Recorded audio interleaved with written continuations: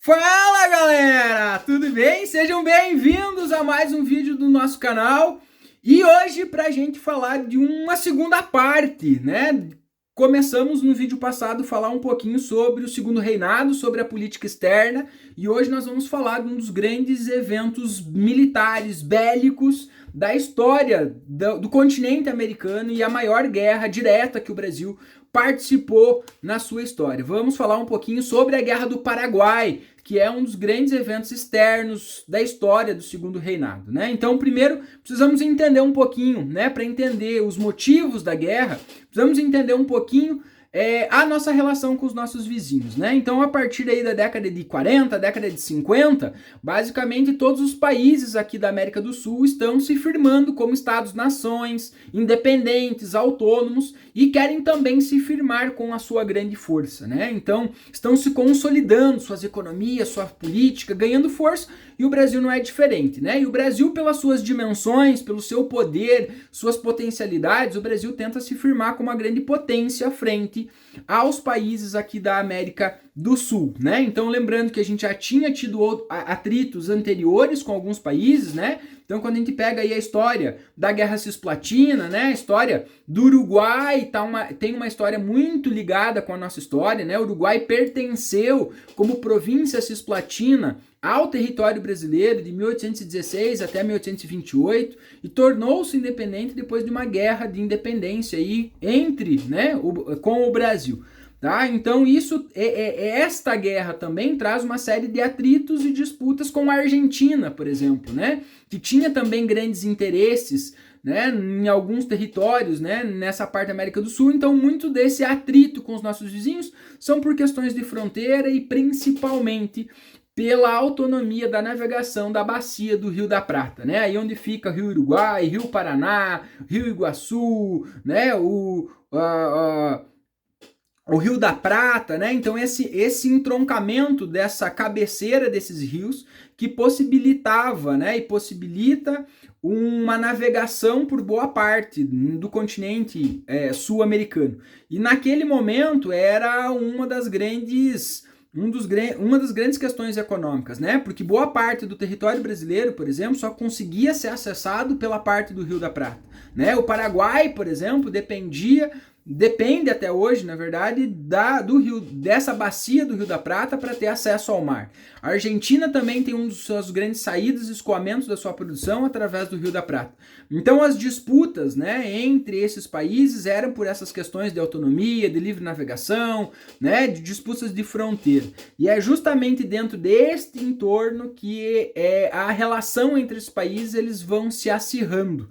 Mas a Guerra do Paraguai, ela tem um motivo mais específico, né? Porque a partir da década de 1860, mais especificamente em 1862, chega ao poder então o Solano Lopes, né? E o Solano Lopes chega ao poder no Paraguai com um grande projeto de modernização econômica e militar do país, né? Então o Solano Lopes ele vai buscar incrementar o desenvolvimento industrial do Paraguai, que vinha há alguns anos tendo um desempenho bastante significativo, né? E ele aproveita o lucro da erva mate para investir na produção têxtil e desenvolver outras atividades econômicas do país. Mas o Solano Lopes tinha consciência de que para ser possível esse projeto de desenvolvimento econômico, era necessário ele desenvolver também, ele precisava ter a sua saída para o mar garantida, né? E isso basicamente ia impactar no envolvimento militar. Então ele também se prepara para esse possível conflito nesse sentido, né? Então a década de 1860 começa bastante agitada, né? Para os países aqui, né, da América do Sul, né? Mas até esse momento, aí, início da década de 60, o Brasil e o Paraguai tinham uma relação basicamente muito boa nesse sentido, né?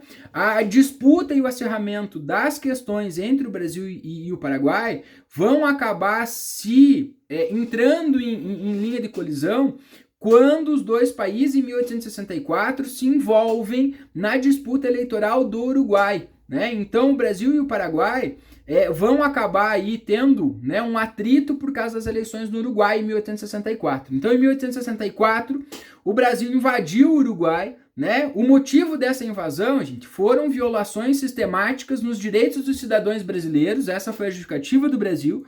Mas, na verdade, o que o Brasil tinha interesse, né, de uma forma muito direta, era tirar do comando ou colocar no comando, né, do país um governo que fosse favorável aos seus interesses, né? Então, nesse momento, quem governava o país era o Aguirre, que era representante do Partido Blanco, né, que era ligado ao comércio e ligado aos interesses políticos da Argentina e tinha apoio do Paraguai. Então, o que o Brasil queria era promover ao poder político do Uruguai o Partido Colorado através do Venâncio Flores, né? E quando o Brasil faz e toma esta atitude de invadir, inclusive militarmente, o Paraguai então oferece ajuda ao Uruguai, né? E oferece também condições para tentar impedir que o Brasil fizesse isso, porque isso interferia diretamente, né, nos interesses paraguaios dentro do Uruguai nesse sentido. Então, o Solano Lopes tinha o Aguirre como um dos seus grandes aliados, e aí ele vai solicitar ao governo brasileiro que não intervisse no Uruguai, né? Caso contrário, isso provocaria um atrito entre os dois países, né? 2 meses depois, o governo paraguaio, então, depois do Brasil tomar a atitude de invadir, né, e movimentar-se dentro do Uruguai, a Argentina, então, começa um movimento, né, o Paraguai, desculpem, começa um movimento, então, né, contra o Brasil, né? O governo paraguaio, então, como represália, captura o navio Marquês de Olinda, que navegava, né, em águas paraguaias nesse momento, né? O Brasil exige, né, a devolução do navio, né? O Paraguai recusa-se e isso é a justificativa, basicamente, para o início do conflito, né? Então, a partir daí, a guerra começa, né, a partir desse aprisionamento do navio Marquês de Olinda, e aí a guerra vai ter início nesse momento, tá? Então as tropas paraguaias imediatamente, em 1864, invadem então o Mato Grosso, né? Aí, ainda durante 64, em abril de 65, né, as tropas paraguaias invadem a Argentina, né, ocupando basicamente as suas províncias mais ao norte, né, do território argentino entre Rios e Corrientes, né? O que leva então essa invasão da Argentina, o que acaba provocando o afastamento dos dois governos, né, do Paraguai e do argentino, que até então tinham interesses em comum, e acaba aproximando, né, a Argentina do Brasil, e aí então forma-se a Tríplice Aliança, né, já que o Uruguai ainda não tinha uma autonomia política para decisões, então Brasil, Argentina e Uruguai acabam se juntando contra o Paraguai nesse momento, né? Mas como o Solano Lopes já previa um possível conflito com os países aqui para alcançar essa sua desejada saída ao mar para o seu processo de desenvolvimento do Paraguai, o Paraguai tinha e sai na frente na guerra, né? Porque quando começa a guerra em 1864, o Paraguai tem um efetivo militar de aproximadamente 64 mil soldados. Brasil, Argentina e Uruguai juntos somam um efetivo militar de 30 mil soldados, né?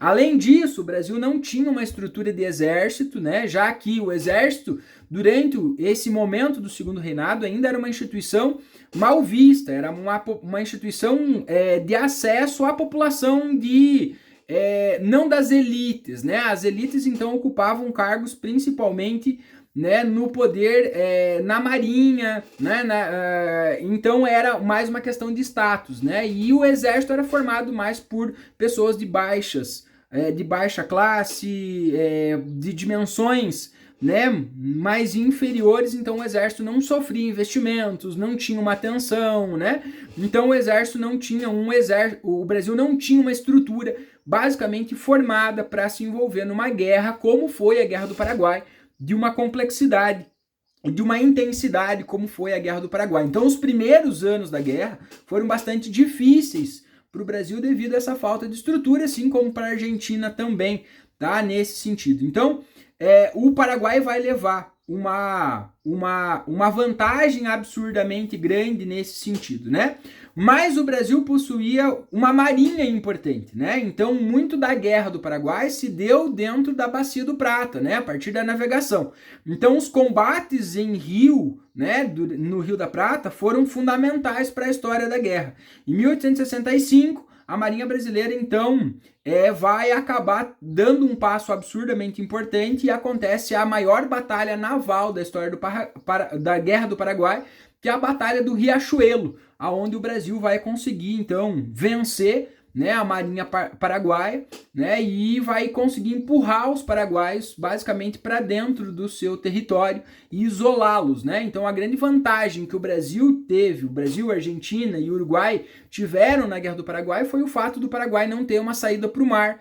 Então, ao vencer a Batalha do Riachuelo em 1865, né, a Tríplice Aliança então consegue encurralar o Paraguai dentro do seu território, empurrar eles e ir gradativamente empurrando eles de volta, tá, para dentro do território, né? Então, ao bloquear o Rio Paraná, né, e o Rio Paraguai, você impede o escoamento, né? Então a ideia e uma das estratégias usadas na Guerra do Paraguai foi a ideia de tentar sufocar a economia paraguaia para, enfim, enfraquecer os paraguaios, para então derrotá-los nesse sentido, né? Então o exército paraguai, apesar de ter, né, uma superioridade nesse sentido, ele acaba se tornando frágil, né? O exército paraguaio montou um forte estratégico para tentar impedir os aliados de chegar e acessar o território, né? Então, uma das maiores batalhas também foi a retomada ou a tomada dos paraguaios do forte de Humaitá, aonde abriu condições para os exércitos brasileiros, os argentinos e uruguaios, então chegarem a Assunção, que era a capital administrativa, então onde Solano Lopes estava. Então isso só consegue ser efetivado em 1868, né, quando a Tríplice Aliança então derrota e destrói o forte do Humaitá e abre caminho para a invasão de Assunção, que só vai acontecer também em janeiro de 1870, e aí basicamente o Brasil, né, liderando a guerra, acaba tomando o coração administrativo, político e militar do Paraguai, prendendo e, enfim, assassinando o Solano Lopes e dando fim à Guerra do Paraguai em 1870, tá? Se liga que o próximo vídeo vai falar um pouquinho mais de alguns detalhes da guerra, do Brasil na guerra e das consequências da Guerra do Paraguai, né? Durante aí, enfim, para o segundo reinado, ok? Gostou do vídeo? Deixa seu curtido.